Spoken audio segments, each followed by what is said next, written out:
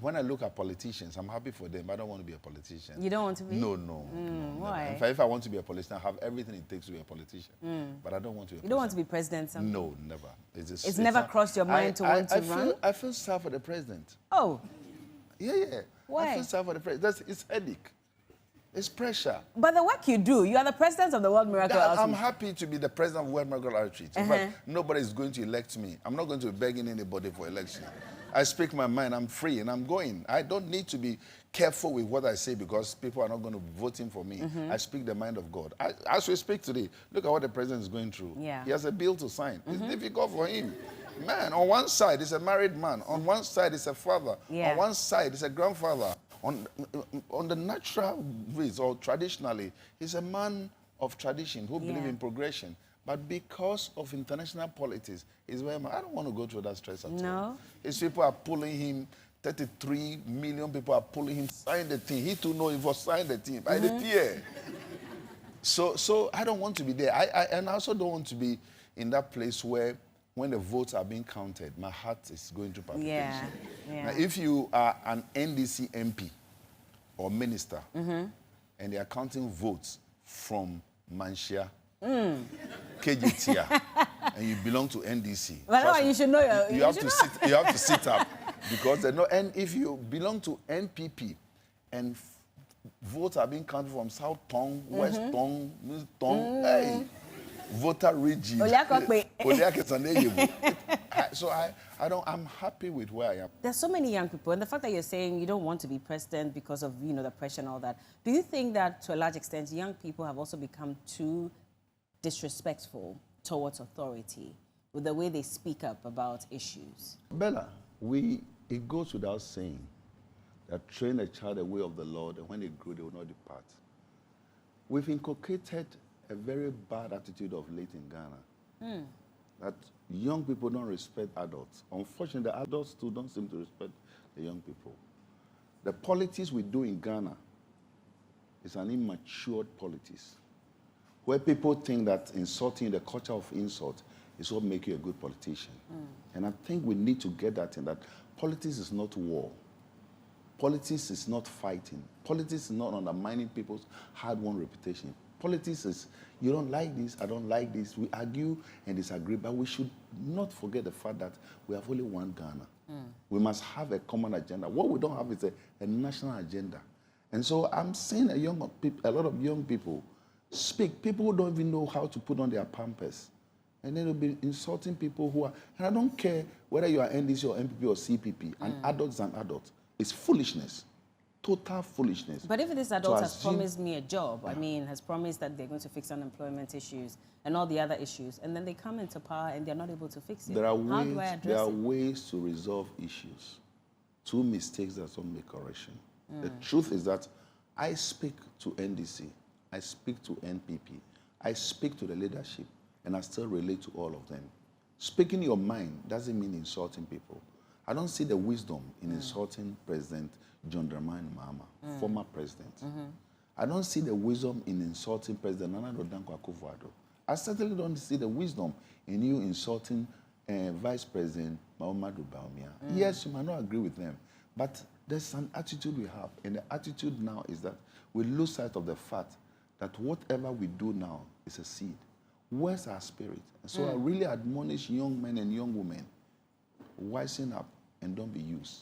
And most often than not, people don't even know the essence of what they do. But today we live in an age that is a global village, a global community. Whatever we do now is on the internet, it's on the net. 2, 3, 4, 5 years down the line, when you're about to be taking a responsibility, those words you've spewed will go against you. We see it in Parliament. I don't know why people don't learn. We see it in Parliament when people are going through vetting, and then a record will be taken from what you did 2, 3, 4, 5 years ago, and that alone can embarrass you. So I will admonish strongly that yes, speak your mind, have your opinion, have your point, have positive criticism, but this culture of insult, I abhor. In fact, I condemn it in all certainty. How do we fix it? You and I must face it. Okay. We have a collective responsibility. And the collective responsibility that as a preacher on my platform, I should condemn it. You as a journalist might condemn it. The politicians must condemn it. The unfortunate thing with our political leadership is that once somebody is being insulted and it's against my party, I think that is right. In fact, a lot of people today get appointment, a lot of young men who are very silly, and that is a word. Oh. Very silly. Yes, very silly. It's an English word. Yes. Yes, it is. You know, I remember the first time I was in London School of Economics, and one of my professors was a grandfather, and the daughter said, "Daddy, don't be silly." And I thought, yeah. So I realized that it's, even the word nonsense is not an insult. The word silly is not an insult, but it's the English language. Anyway, we live in a different culture. The community I come from in Ghana, when they say, "What do you mean?" it's an insult. Yeah. Well, what do you mean just means, please clarify it to me. So a lot of people are losing sight of the responsibility that makes them know that you cannot talk anyhow. We must be mindful. There must be courtesy for boys and girls, and also know where our limits are. A lot of people are being used, and hear me, if you allow yourself to be used by politicians, you'll be doomed. But the concern as well is that for the men of God, many of you are not speaking up about the ills in society. And that's why young people have been left to, make all the noise by themselves. Contrary to it, I think we are. Sometimes the media have not been very helpful. How? We propagate the wrong more than the good. And I keep saying that I thank God that I've been in the media space for more than 30 years. Yeah. And so for most of you, before you came, I was in the media space. I think I said this in some time ago, and Apostle Pokunyana, it made so much sense to me. Yeah. Say, yes, Tetteh, some of the things I say to the young media, I can say it because when most Ghanaian preachers didn't know what TV was, I knew. You knew, yeah. I believe I serve in a church without walls. Yeah. So I've been in the media space, but I think sometimes a lot of things we promote are not worth the salt, and it doesn't help. And we should remember that we have to educate our people. It must be positive. These young men and young women are looking for role models, and the way we propagate things and how we present it matters a lot. But the media needs to talk about everything that's happening. So the negatives have to be, spotlighted as much as the positive, we should create a balance. Okay. When the balance aspect is lost, then we lose the essence of what we do. So we're focusing more on the negatives too much. More on the negative, and I think that we should create a balance. An example, sir? We need a holistic approach. Okay. You know, if there's a sound bite now of something somebody has said concerning any of the presidential candidates, and we think it's negative, I think we make use of it too much than the positive that have been said. And we need to be careful that not only are we undermining the hard-won reputation of that leader, but we're also killing an international icon. Now, when they go out there to speak on our behalf, what we say here can affect the way they perform. That's an interesting one, Yes. by the way. I don't know what you make, but of course the conversation is ongoing. The hashtag is the day show. We have elections coming up. Are you worried as a man of God about what the consequences may be?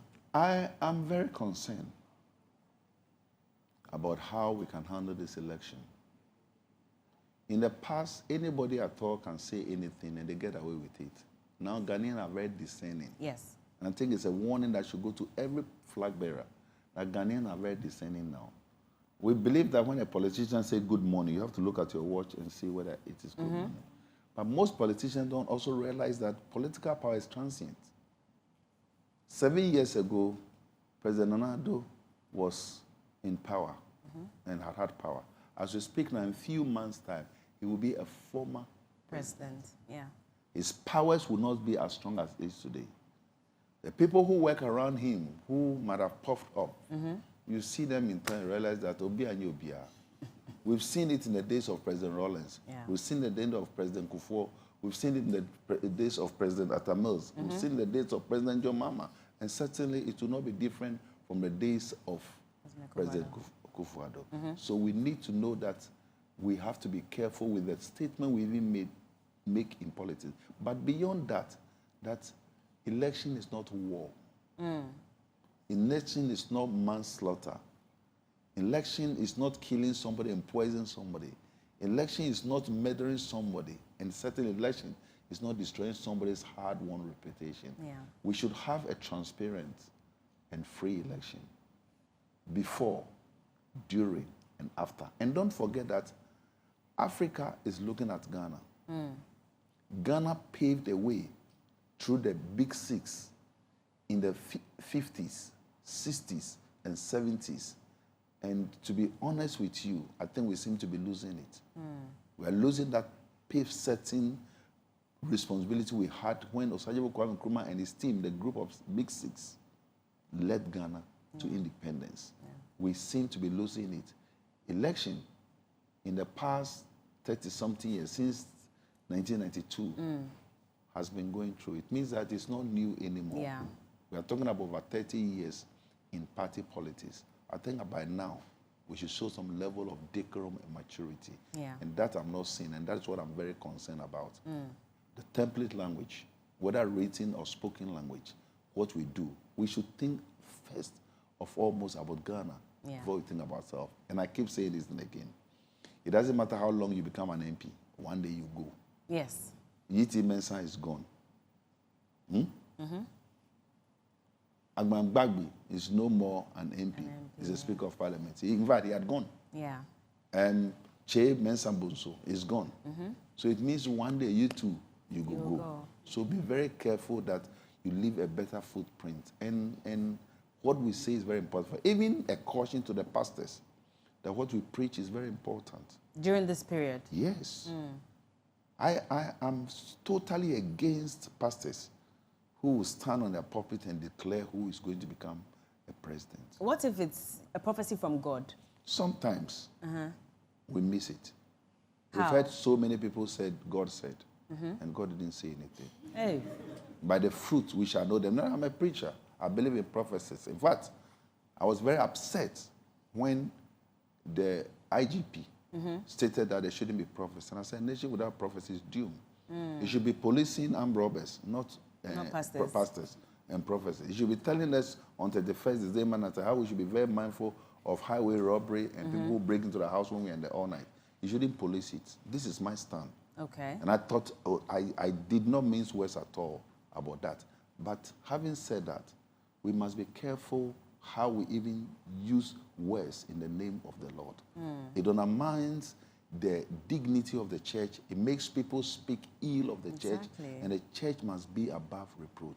And so there are some of these things that are very holistic, and we must look at it from that intellectual point of view and also from religious point of view. Also, I mean, the reason why the IGP said that, I can deduce from what he said, is that, you know, the prophecies we get from the pastors, most of them, I've seen that you will die.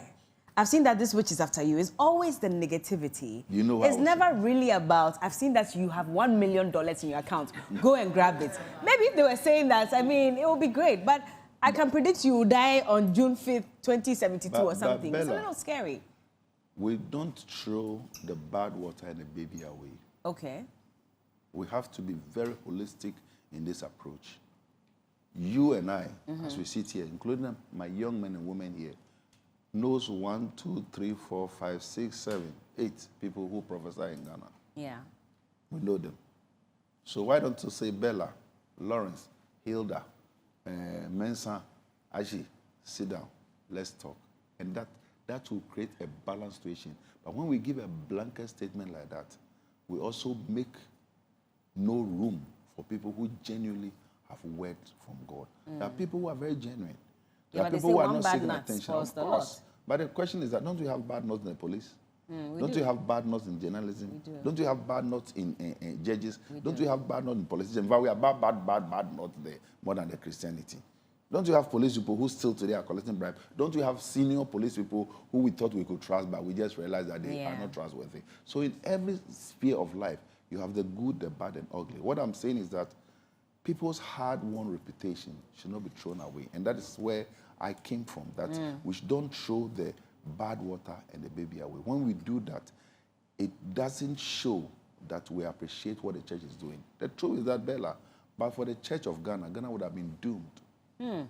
I can tell you this with my eyes open. Okay. I've been to Rwanda. I've been to Angola. I've been to Sierra Leone. I've been to Liberia. They all had I've pastors. been to sub-region. They had pastors, and yet still they couldn't control it. So what's so special about the pastors? The pastors in Ghana stood in prayer, stood in unison, tried to smooth. In fact, there are a lot of things pastors do in Ghana that people don't know. Behind the scene, they call the pastors. Trust me, the politicians depend on the religious leadership. As we speak here, some of us even interfaith meetings are part of it. So when there's tension between Christianity and Muslim or Christianity or other religions, some of us are called forth to bring solution. As we speak here, on every Thursday, myself and Sheikh Aremea, we're on GTV. This morning, I've done it previous times. Why? So that there's a unison and collaboration. So that this nation is only here in Ghana that you can see the Muslim and the Christian sitting together and eating. You don't have that in Nigeria. You don't have in many parts of the world. And so that part, I must say, the Christians and the leaders have brought it. And don't forget, thank you, you can do even more.